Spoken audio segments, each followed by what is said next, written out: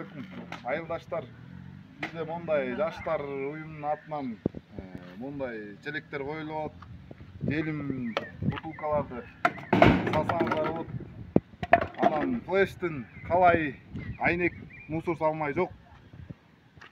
Ошо айылдаштар төртөө коюлуп атат. Төртөн центрга эко, Бокайкен магазини, анан Ормону магазини жанында бирөө.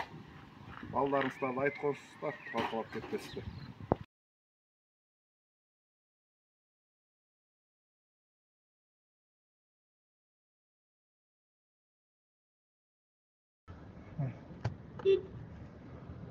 Ошол жерден жылда эле эчтеке кылынбай калып, анан былтыр биз Мырза анан мен Самат экөөбүз кылганбыз да. Мунун максаты баклажкаларды кайра эле иштетип, жанагы эмелерге өткөзмөй, сатмай. Өзүбүз пресстеп, анан ошо пресс алалы деп атканбыз азыр, пока каражатыбыз жок.